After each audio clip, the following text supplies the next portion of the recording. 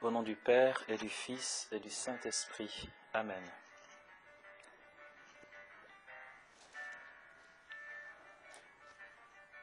La parole de Dieu nous enseigne à partir du premier livre de Samuel.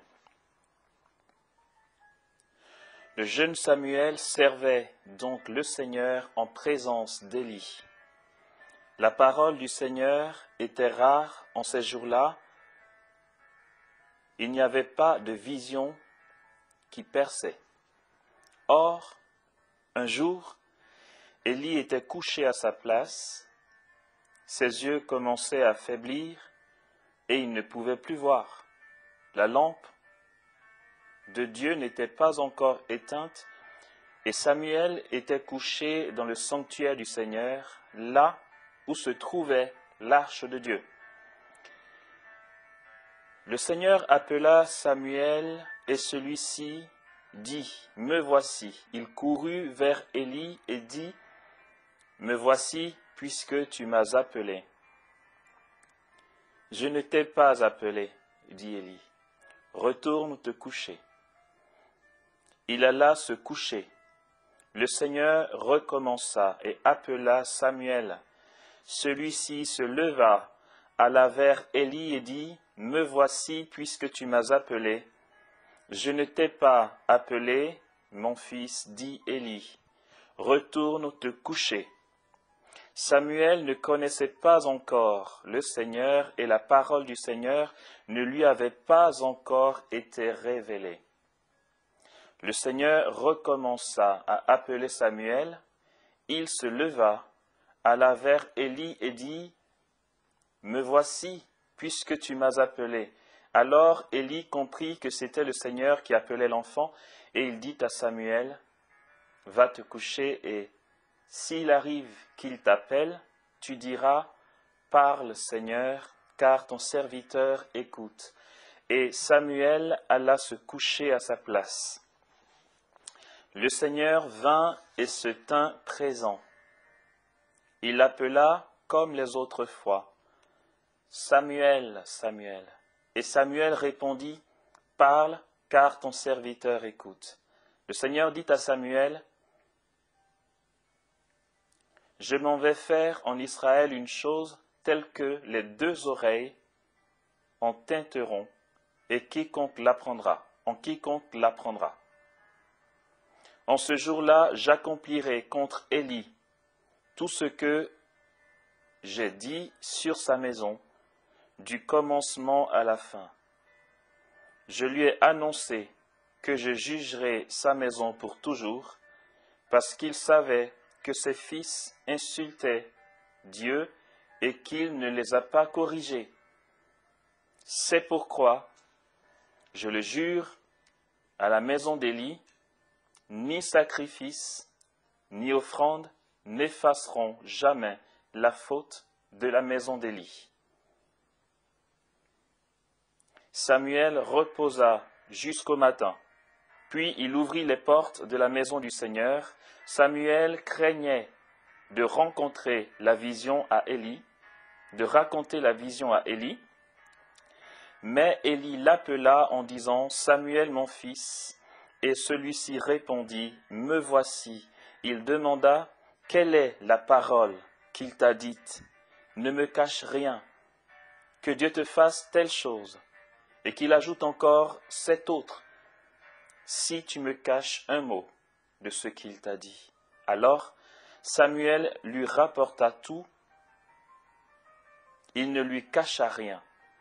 Élie dit, « Il est le Seigneur, qu'il fasse ce qui lui semble bon. » Samuel grandit, le Seigneur était avec lui, et il ne laissa tomber à terre aucune de ses paroles.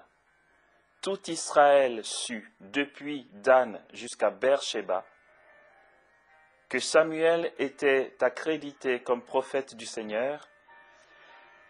Le Seigneur continua à se manifester à Silo, car le Seigneur se révélait à Samuel à Silo, par la parole du Seigneur. Alléluia. je voulais nous proposer de continuer un peu, continuer un peu comme annexe donc de ce que nous avons vu jusqu'aujourd'hui de cette école de prière où nous avons particulièrement parlé de la vie d'oraison, ou encore d'une initiation à la vie d'oraison, pourrait-on dire, parce que on pourrait creuser beaucoup plus que ça, mais je ne crois pas que ce soit l'idéal de se saturer pour l'instant, hein, puisque c'est plus quelque chose de concret et de pratique à vivre qu'une théorie dont il faut qu'on se bourre, ou excusez-moi, dont il faut qu'on se gave, d'accord? Alors, même si, bien sûr, lors de mon passage en Côte d'Ivoire, au mois de décembre, fin décembre, début janvier, je verrai comment poursuivre avec les élèves donc, de l'école de prière notre élan sur l'oraison. Je souhaiterais, en annexe à ce que nous écoutons tous les matins à la radio, donner ce thème, ce complément de formation ou d'information plutôt, pour que les choses se passent dans de bonnes conditions. Voilà pourquoi je voulais nous proposer, à la suite donc de ce que nous avons entendu jusqu'à maintenant, un thème que je vais appeler « Zoom sur l'accompagnement spirituel » ou sur la direction spirituelle, comme on veut.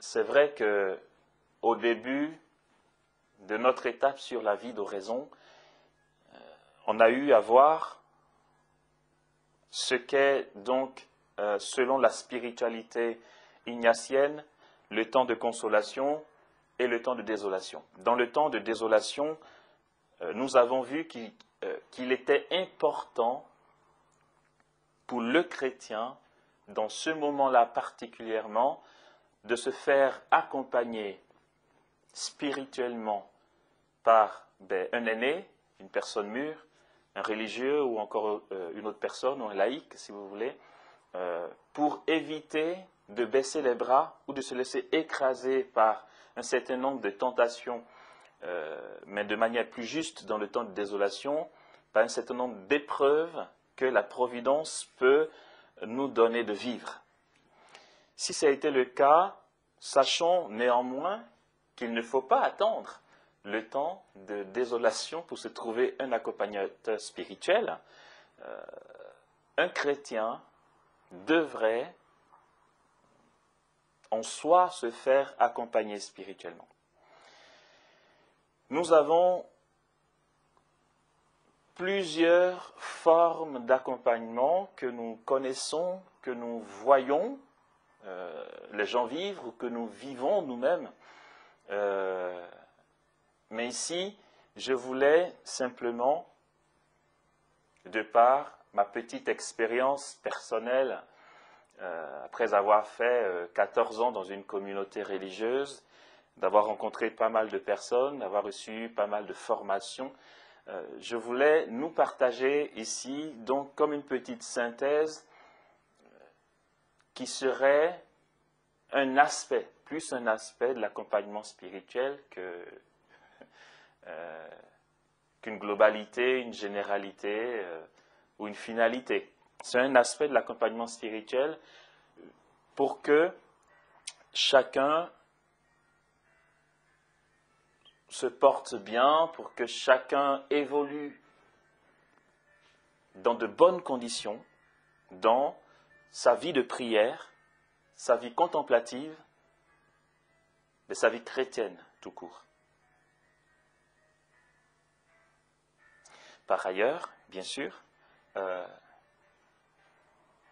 c'est vrai qu'il serait pour moi, personnellement, il serait pour moi difficile de continuer sur cette lancée de l'école de prière et aller en eau profonde avec vous, si d'abord et avant tout, nous ne posons pas ces bases de l'accompagnement spirituel, si ceux qui veulent bien sûr jouer le jeu ne prennent pas les moyens de se faire accompagner spirituellement.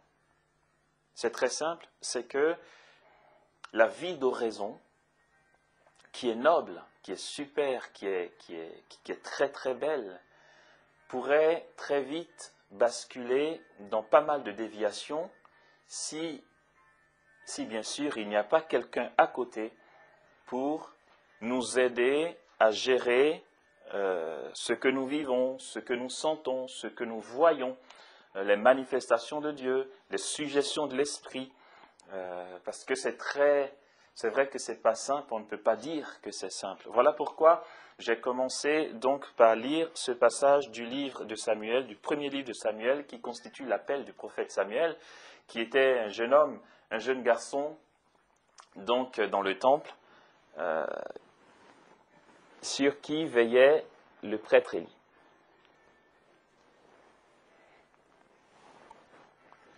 Voilà. Samuel entend la parole du Seigneur et d'après ce que nous entendons ici, le Seigneur ne s'était pas encore manifesté à Samuel. Il entend le Seigneur l'appeler, jeune garçon qu'il est dans le temple, il n'arrive pas à discerner si c'est un appel du Seigneur ou si c'est le prêtre Élie qui l'appelle. Il court vers le prêtre Élie et lui dit « Tu m'as appelé, me voici. » Il dit « Je ne t'ai pas appelé. Tu peux retourner te coucher. » La troisième fois seulement, le prêtre Élie va comprendre que c'est le Seigneur qui est en train d'éveiller donc le jeune Samuel à entendre sa parole. Et comme un bon père, il dira à Samuel, retourne te coucher. Et si tu entends à nouveau la parole du Seigneur, si tu entends à nouveau quelqu'un t'appeler, tu répondras, par le Seigneur, ton serviteur écoute. C'est un exemple intéressant de guide, d'accompagnement. Je ne veux pas aller jusqu'à dire que le prêtre Élie, il s'agit du prêtre Élie et non pas du prophète Élie, je ne veux pas jusqu'à aller dire que le prêtre Élie était l'accompagnateur spirituel de Samuel, mais il était le prêtre du temple, qui veillait sur le jeune Samuel qui était là, et le jeune Samuel a pu bénéficier donc du conseil d'un ancien pour mieux écouter la parole du Seigneur, y répondre, et donc s'apprivoiser à la prophétie, à son ministère de prophète. Et du coup, les derniers versets nous disent, Samuel grandit, voilà, le Seigneur était avec lui, et il ne laissa tomber à terre aucune de ses paroles. Chaque fois, j'allais dire que le Seigneur lui parlait, il disait, parle Seigneur, ton serviteur écoute. Et donc, il menait j'ai envie de dire, la commission que le Seigneur lui a laissée jusqu'au bout, puisque c'est vrai, en tant que jeune homme, il avait été intimidé face au prêtre Élie, et voilà, peut-être, certainement même qu'il hésitait à transmettre à Élie tout ce que le Seigneur lui avait révélé concernant Élie. Et c'est Élie qui va lui dire, tu ne me caches rien, ok? Tu ne me caches rien, dis-moi tout ce que le Seigneur t'a dit. Et donc, voilà, c'est la souffrance du prophète, c'est de rapporter la parole que le Seigneur lui donne, que le Seigneur lui révèle pour le peuple ou pour une personne, vous comprenez?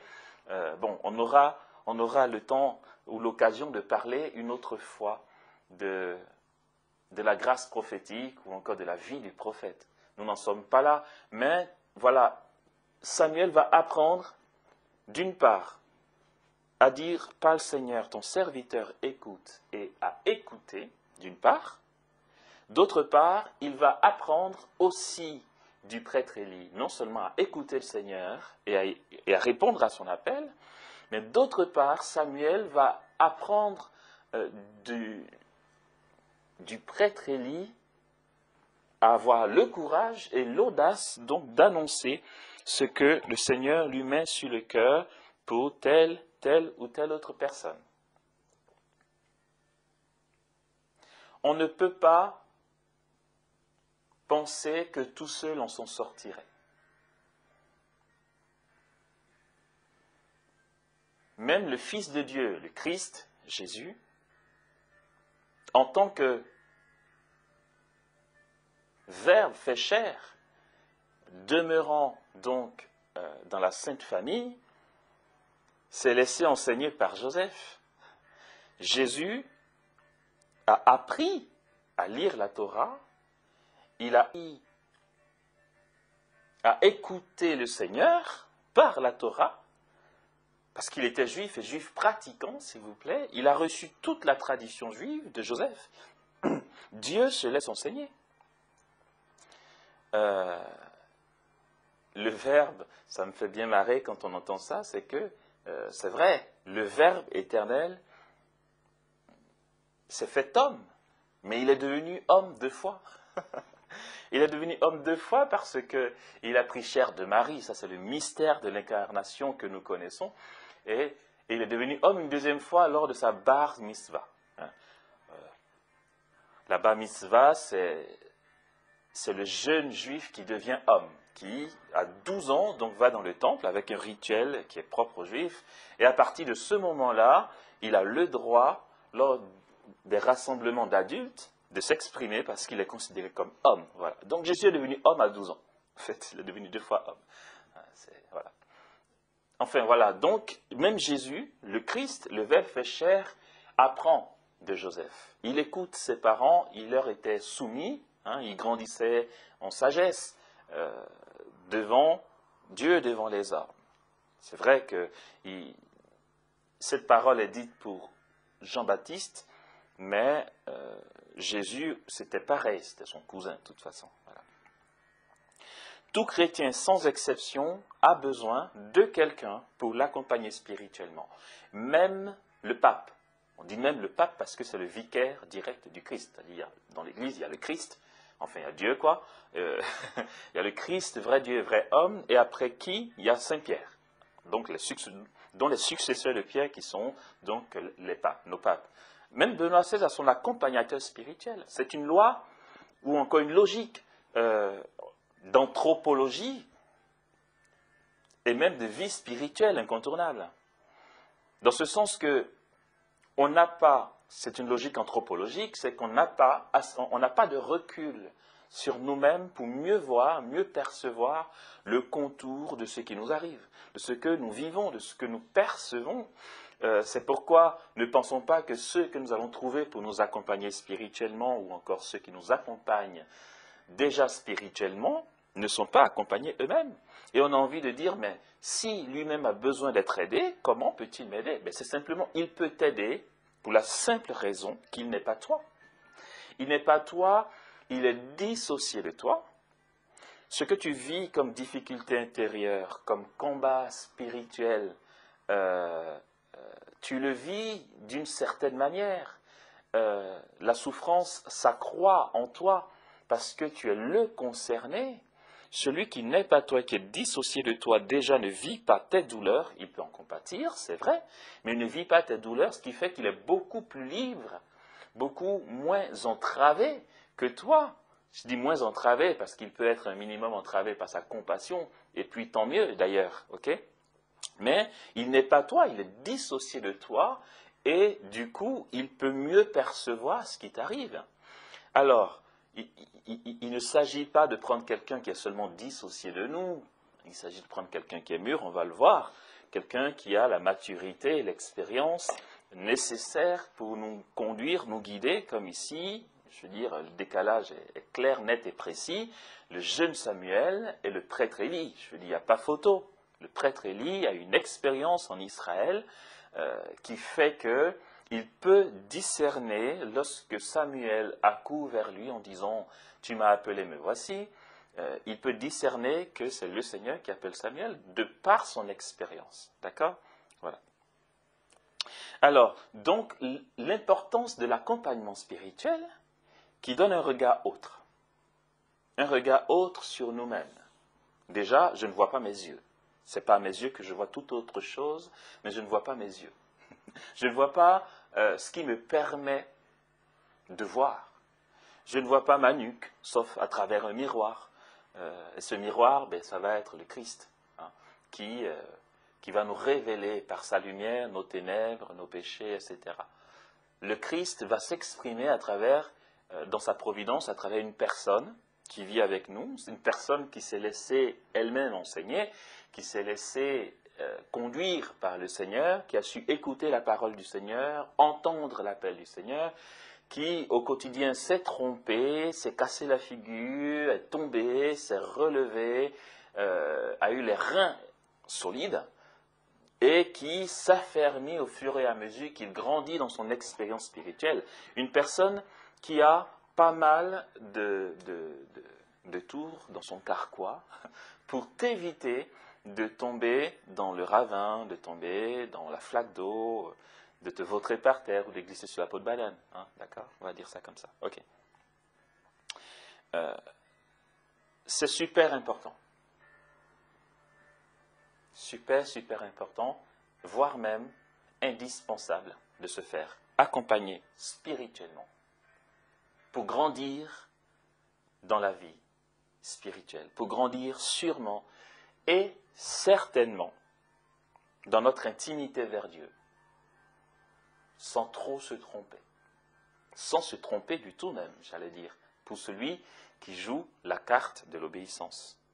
Une obéissance, bien sûr, dont on peut parler, mais une obéissance éclairée, d'accord? Peut-être qu'on en touchera un mot pendant cette annexe, mais c'est bien aussi qu'on sache le sens réel de l'obéissance qui est super belle, qui est un vrai rempart et une vraie lumière pour nous, pour chacun d'entre nous. Ok.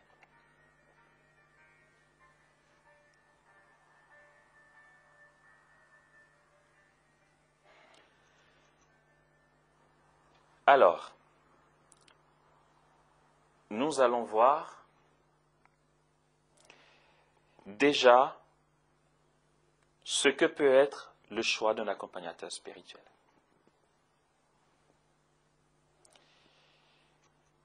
Même si j'ai introduit en donnant quelques aspects de comment choisir son accompagnateur spirituel, nous allons essayer d'élargir un petit peu plus le petit tour que nous avons fait un peu plus haut.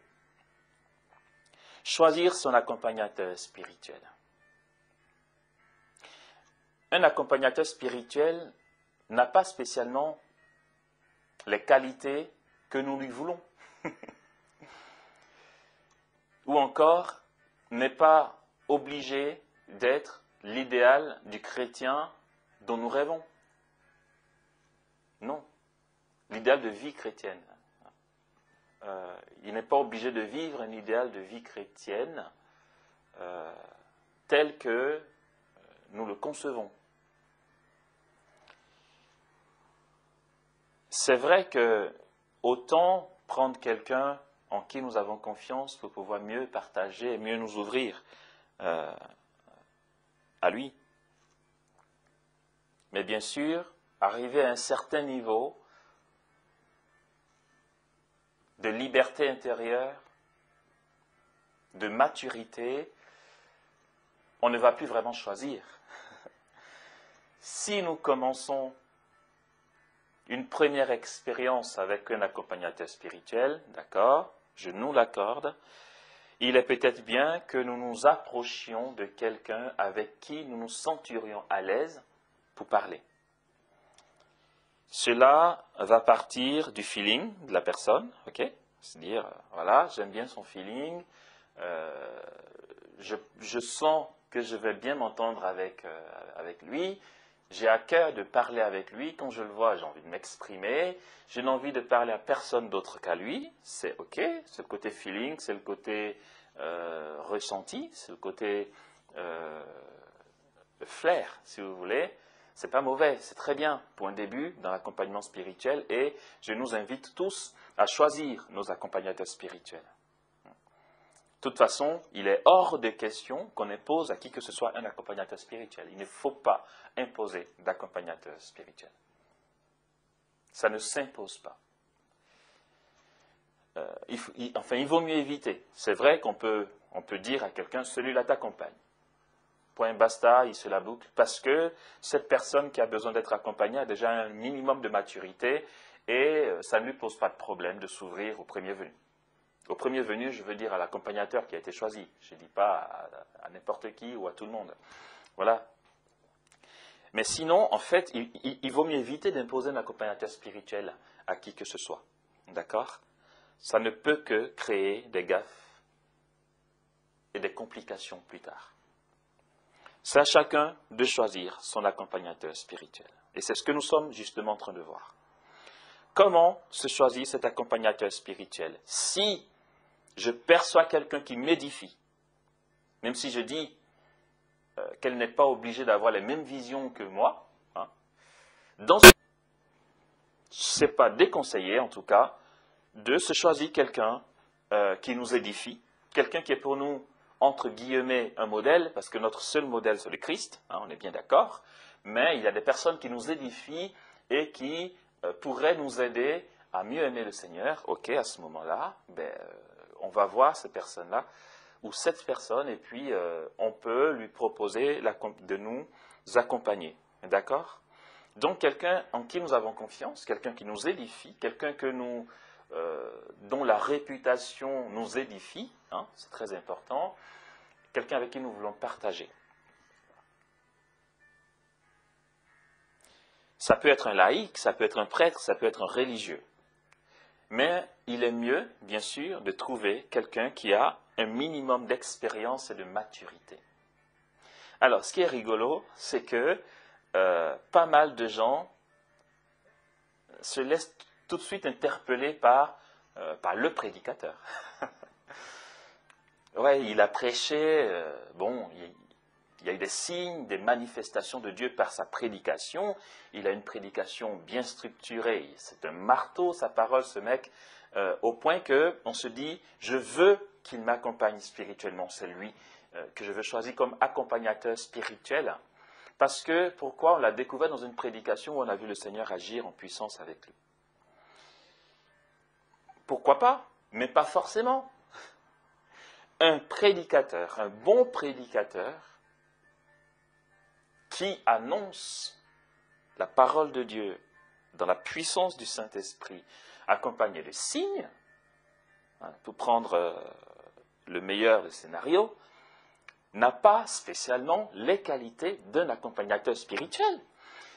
Quelqu'un qui est prédicateur de feu n'est pas obligatoirement un maître spirituel. Ce ne sont pas forcément les meilleurs accompagnateurs spirituels, les prédicateurs. Bien au contraire même. Je veux dire, même si un prédicateur peut avoir une maturité, une capacité de faire l'accompagnement spirituel, on se casse toujours la figure sur la même question, c'est qu'en fait, vu que c'est lui qui est intervenu et qu'en face de lui, il y a eu plusieurs centaines de personnes, vous allez voir une foule immense qui va accourir vers lui pour dire « accompagne-moi, accompagne-moi ». Mais le prédicateur, justement, a un ministère de la parole, un service, hein, une diaconie de la parole, où il est au service de la prédication de la parole, ce qui fait qu'il n'a pas généralement le temps, il n'a pas souvent le temps, il est à gauche, à droite. Et en plus du service de la parole, il a sa vie privée. En fait, voilà, le prédicateur, on aimerait qu'il soit le prédicateur, l'accompagnateur spirituel, l'intercesseur, on veut tout lui mettre sur le dos, le pauvre. Non, un prédicateur, d'une part, ne peut pas spécialement répondre à toutes les demandes pour l'accompagnement spirituel, parce qu'en général, s'il a ce service-là de la parole, il est beaucoup demandé. Et puis d'autre part, il n'a pas spécialement les qualités d'un bon accompagnateur spirituel. Voilà, détrompons-nous. Chacun a sa grâce. Pourquoi nous voulons que le prédicateur soit celui qui a aussi en même temps la grâce de l'accompagnement spirituel? Hein, pas spécialement. Ne soyons pas trop fixés, n'ayons pas d'idée fixe en fait. Voilà. Moi, ce que j'aurais proposé, franchement, à tous ceux qui donc suivent cette émission et qui se posent la question de qui va les accompagner spirituellement, je voulais très honnêtement nous proposer d'aller vers les communautés religieuses. Vers les communautés religieuses traditionnelles ou pas, hein, ou communautés nouvelles. Nous savons que dans les communautés nouvelles, il y a des prêtres en général, enfin, ça arrive, qu'il y ait des prêtres, des laïcs, donc des pères et mères de famille, des laïcs consacrés, etc. D'accord? Si nous voulons avoir un petit conseil de petit frère qui viendrait donc, que je nous donnerais, ce serait d'aller vers les religieux et religieuses. Ce sont des personnes qui ont une vie de prière, qui sont consacrées pour le Seigneur et qui ont une vie communautaire. C'est très enrichissant. Une vie communautaire, je vous assure, est une école de sainteté. Celui qui vit en communauté, qui sait vivre l'obéissance en communauté, je ne vais pas parler de chasteté et de pauvreté spécialement, parce que c'est surtout des conseils évangéliques pour des religieux, mais vu que j'ai parlé aussi de communautés où il y a des laïcs, je ne vais pas spécialement parler de pauvreté ni de chasteté, même si c'est pour tout le monde aussi, d'accord? Mais en communauté, nous savons que la notion d'obéissance est surtout basée sur le choix que l'on a fait de vivre une règle de vie et une charte. Du coup, pour tous, cette notion d'obéissance va être beaucoup plus forte en communauté. Or, nous savons que cette notion-là, cette réalité de l'obéissance, sanctifie énormément et fait grandir, fait gravir la sainteté à grands pas. D'accord? Donc, des personnes qui vivent en communauté, en général, sont beaucoup plus aptes à l'accompagnement parce qu'elles ont une expérience de vie, de docilité, d'obéissance, de pauvreté, de soumission, de brisement, de renoncement, avec tous les fruits qui s'en suivent, et donc qui ont des aptitudes à mieux percevoir ce que nous disons. Et en plus de cela, ceux et celles qui sont en communauté ont un retrait relatif du monde qui leur donne un recul beaucoup plus grand pour mieux discerner ce que nous avons à leur partager comme difficulté, comme souffrance, etc. Donc, voilà. Le choix, en ce qui concerne le choix de l'accompagnateur spirituel, tournons-nous vers les communautés religieuses de la place. Si c'est en Côte d'Ivoire, je dis si c'est en Côte d'Ivoire, allons-y voir à Abidjan ou ailleurs, les communautés qui y sont, et demandons aux responsables ou aux bergers ou aux prieurs de nous trouver un prêtre ou un frère ou une sœur pour nous accompagner spirituellement. Je dis à Abidjan, excusez-moi, parce que vu que ça passe aussi par Internet, ça peut être partout ailleurs. Quel que soit votre lieu de vie, n'hésitons pas à nous rendre dans les communautés religieuses pas loin de chez nous, et puis trouvons-nous quelqu'un qui a une vie de prière dans le secret de sa communauté, dans le secret de sa vie communautaire. D'accord? Voilà. Alors, pour d'autres encore qui ont une grande liberté intérieure, une gratuité, qui n'ont plus rien à perdre de leur réputation, parce que c'est très important d'être libre de sa réputation. Vous allez voir pourquoi, parce que ça joue beaucoup dans l'accompagnement spirituel. C'est important d'être libre de sa réputation pour prendre les moyens que Dieu nous donne tels qu'il nous les donne. Je m'explique. Plutôt que de chercher ou de rechercher quelqu'un en qui nous aurions confiance et à qui on aimerait bien se confier parce qu'on a plus peur de dire notre pauvreté, notre puanteur à un tel plutôt qu'à tel autre, allons-y vers celui que la Providence nous met sur le chemin. Et puis tant pis de ce qu'il peut penser de moi si je lui ouvre mon cœur, si je lui partage les difficultés de ma vie personnelle. Mais tant pis. Si c'est quelqu'un de mûr, voilà pourquoi je le répète, c'est mieux que ce soit des religieux ou des laïcs avertis, d'accord? Parce que je sais, dans l'équipe de la Galerie Amos, tous sont aptes à faire l'accompagnement spirituel, parce que je sais d'où vient chaque membre. Je sais qu'ils ont eu une formation sur 2 ans, sinon plus, formation suivie sur 2 ans, mais plus de 2 ans, ils ont été bien formés à l'accompagnement spirituel. Donc, je parle des membres de l'équipe de la Galerie Amos, parce que c'est eux que je connais mieux que les autres. Hein. Il y en a certainement d'autres de laïcs. Donc, des religieux, des religieuses ou des laïcs avertis, ok, pour nous ouvrir gratuitement. C'est vrai que tu te dis, non, je suis plus à l'aise avec celui-là, c'est très bien. Mais quand tu n'as pas le choix, tu fais quoi? Tu n'es plus accompagné spirituellement. Vous avez des personnes qui sont accompagnées, et puis quand elles partent en voyage, ben c'est blackout durant tout le temps de leur voyage. Plus d'accompagnement, et pourtant il y a une régularité qui est importante dans l'accompagnement spirituel, que nous allons voir. Mais si tu pars en voyage et que ton accompagnateur spirituel habituel est à perpète, par téléphone, laisse tomber, je ne sais pas si on va faire un accompagnement sérieux en tenant compte de tous les contours qu'on va lui donner, là, dans ce partage, dans cette école, dans cet enseignement.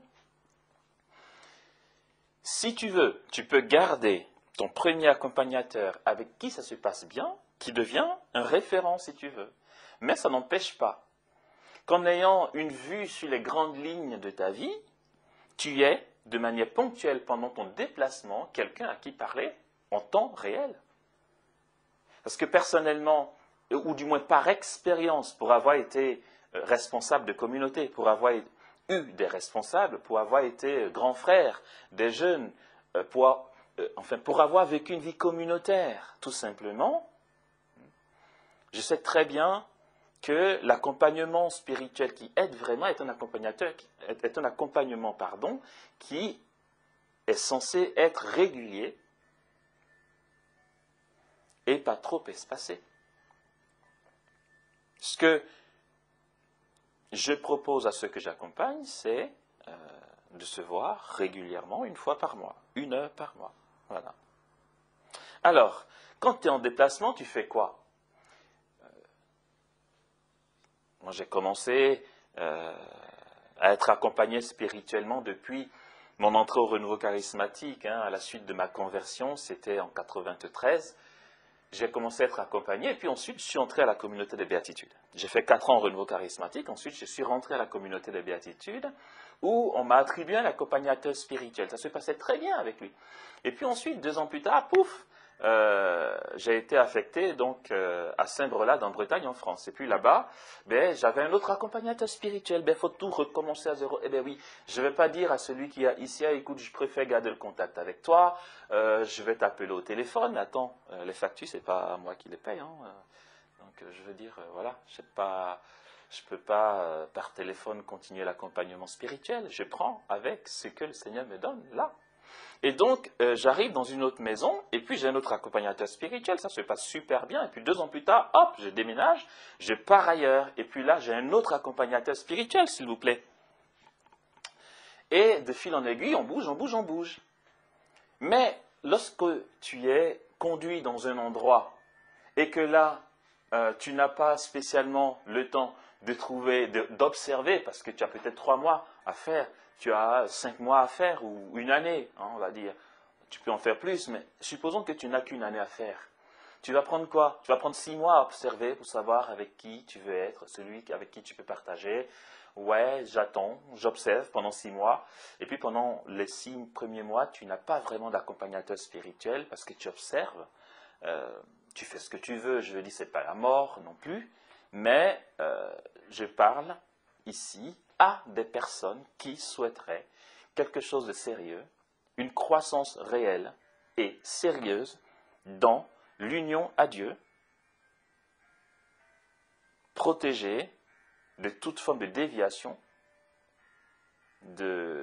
d'illusion et de forme d'expression gazeuse de vie chrétienne, excusez-moi.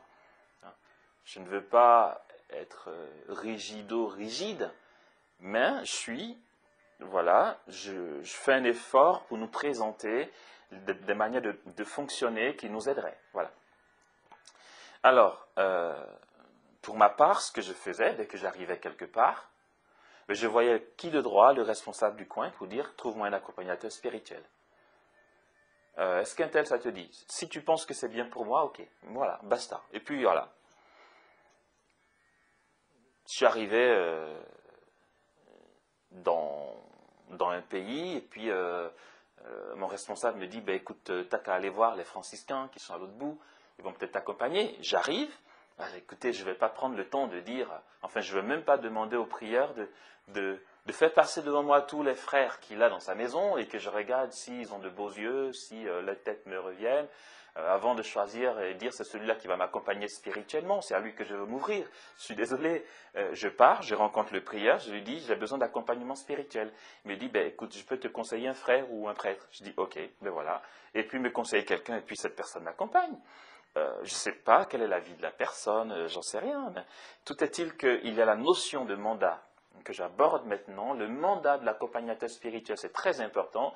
Le mandat, c'est quelqu'un, enfin, le mandat, oui, pour l'accompagnateur spirituel, c'est quelqu'un qui est choisi soit par son supérieur à lui, soit par toi-même. Le choix que je fais d'un accompagnateur lui donne mandat sur ma vie. Et ce mandat, il est important pourquoi? Il est important parce que le Seigneur ne passera pas par quelqu'un qui n'a pas mandat sur ma vie pour me guider. Je suis désolé. Vous avez des personnes qui veulent parler là, et puis ils voient un autre, et puis ils veulent lui parler aussi, et puis ils veulent raconter à celui-ci, et puis raconter à celui-là. Ou encore, vous avez des personnes qui, par une certaine forme d'indiscrétion notoire, ou de curiosité, vont dire « Alors, comment tu vas ? Et comment tu vis ta vie spirituelle? Tu es sûr que ça va? Est-ce que tu fais telle chose comme prière? Est-ce que tu fais telle chose comme prière? Et puis d'ailleurs, est-ce que tu entends bien le Seigneur? Parce que toi, je suis sûr que tu es appelé être prêtre, ou tu es appelé être religieuse, ou telle chose, alors qu'on ne lui a rien demandé, on ne lui a strictement rien demandé. Tu n'as aucun mandat pour conseiller telle ou telle personne. Arrête de l'embrouiller, arrête de créer le trouble dans son esprit. Il est important d'avoir une personne et une personne à la fois, une seule personne à la fois, à qui l'on parle et qui nous donne des conseils. Peut-être que celui qui est à côté, qui n'est pas mon accompagnateur spirituel, qui n'a donc pas le mandat de me donner des conseils spirituels, a objectivement plus d'expérience que celui qui m'accompagne spirituellement. Mais ce qu'il faut savoir, c'est qu'en fait, la notion du mandat fait que si le Seigneur veut te parler et conduire ta vie, il ne passera pas par celui qui est à côté, même s'il a plus d'expérience, il passera par celui qui a mandat de t'accompagner. Ton accompagnateur spirituel sera parole de Dieu pour toi. Ça paraît un peu poussé, un peu trop radical, mais c'est cela, c'est bien cela.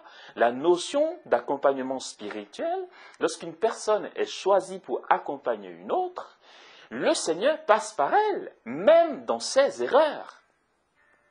Même si ses conseils paraissent complètement tordus, j'en parlais, je ne sais plus quand ni où, c'est que si le Seigneur passe par cette personne, le Seigneur, à travers ses conseils tordus, te sanctifiera, te fera grandir.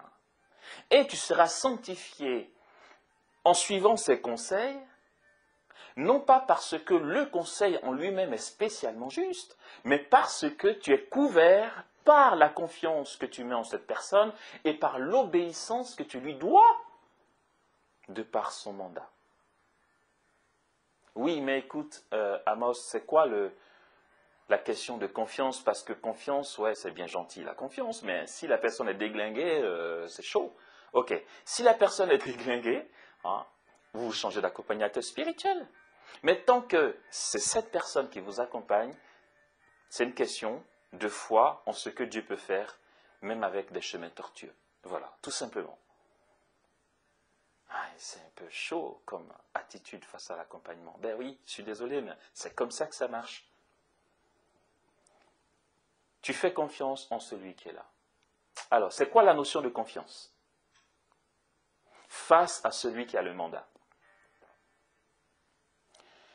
Celui qui a un mandat pour m'accompagner spirituellement comme je le disais, Dieu passe par lui. La confiance que je mets en cette personne suppose quoi? Ça veut dire, surtout, ça ne veut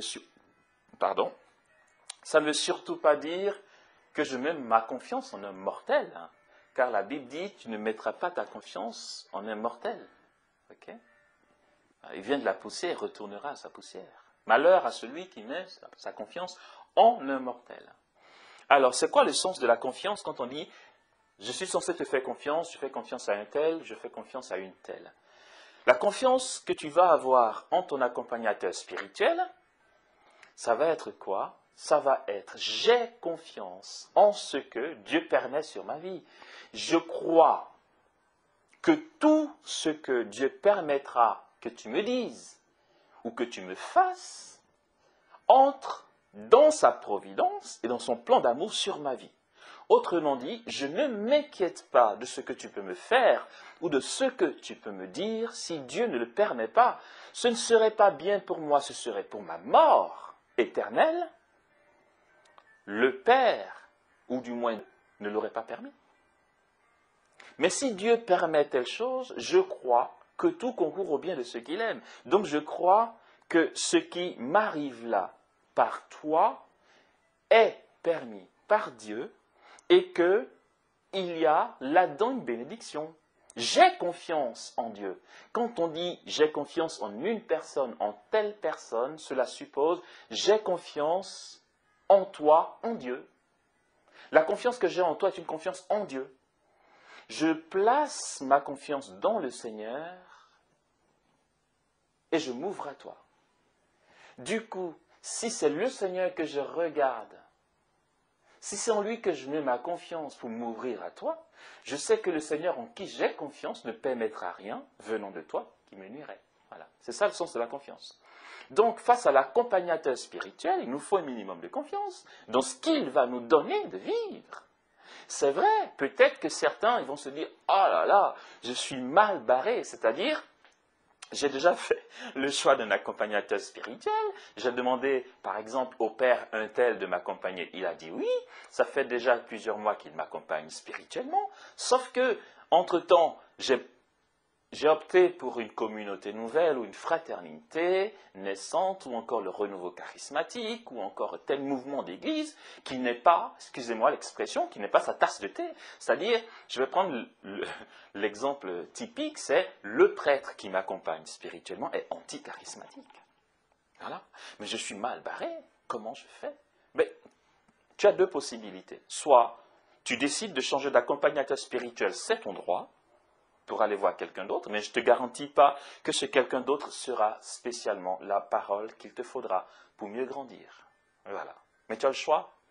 Tu peux très bien changer d'accompagnateur spirituel. Ou, la deuxième possibilité, c'est de dire, il ne s'agit pas d'être charismatique, il ne s'agit pas de faire ma petite sauce.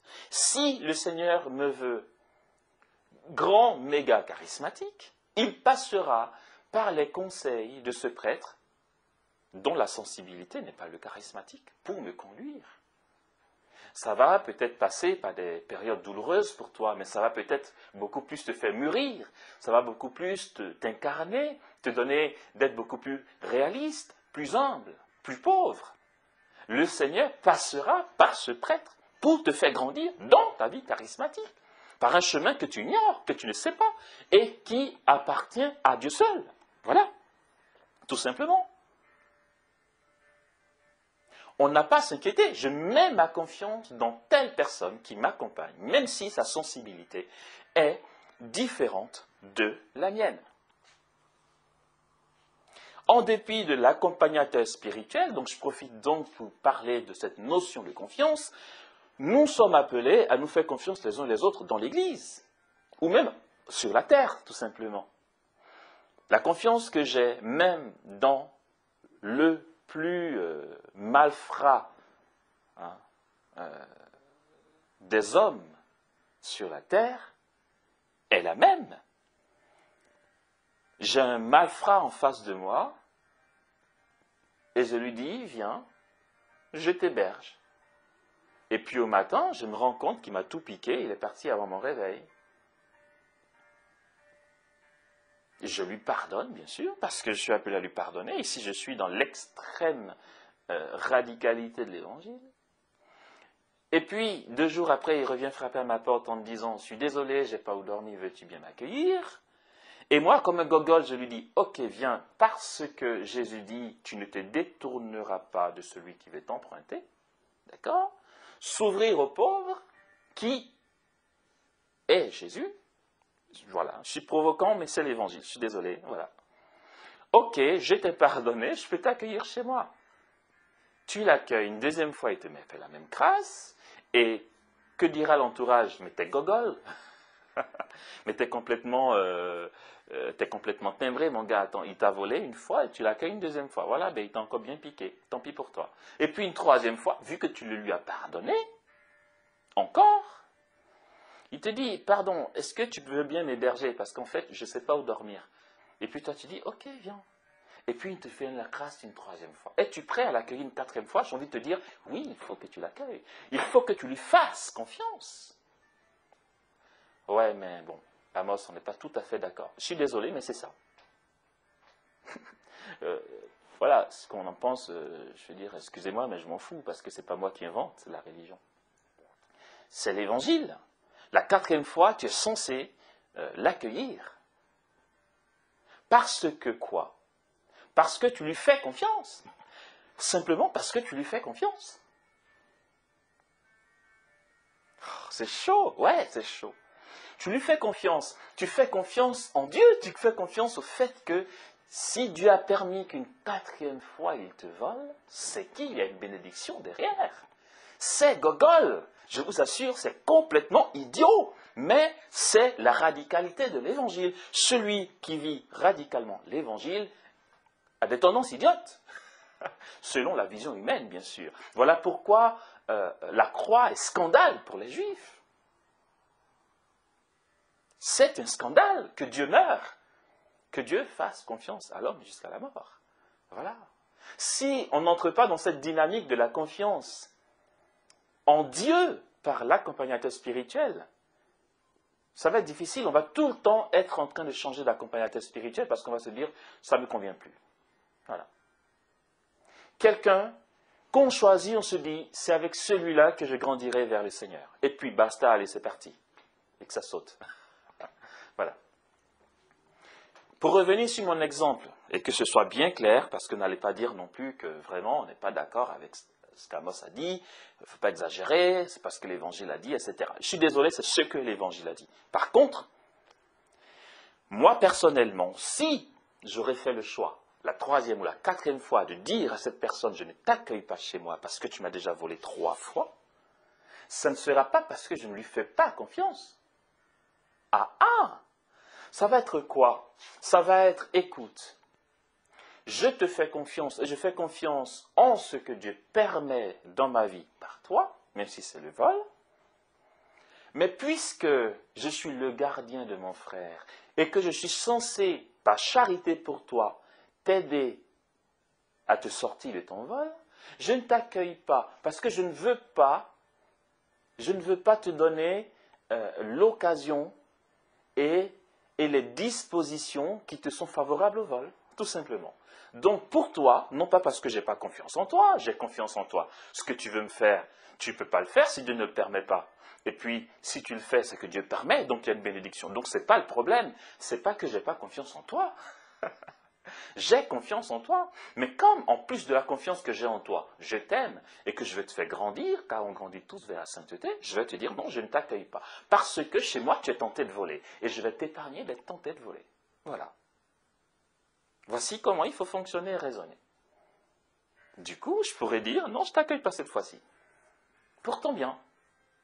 Bon, c'est vrai que ça fait mal quand même quand on nous vole. Mais pour celui qui veut jouer le jeu de la radicalité évangélique, ben voilà. Il joue ce jeu-là. Mais pour le bien de l'autre, bien sûr, on va refuser qu'il dorme chez nous parce que c'est pour lui une occasion de chute et de tentation. Voilà. Comme ça, c'est fait, c'est réglé. On n'ira pas dire, c'est des pipeaux. Ça marche comme ça. Ok. On va entrer dans un autre aspect de notre parcours. Ce qu'on va appeler le fort interne et le fort externe. C'est important pour nous de savoir la différence des deux et comment jouer sur les deux.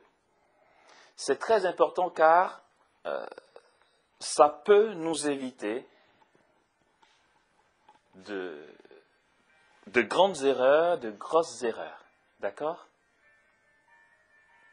C'est pour ça que nous allons le voir et donc je nous propose une petite pause et nous pourrons recommencer tout à l'heure en commençant par ce qu'est le fort interne et le fort externe. Amen.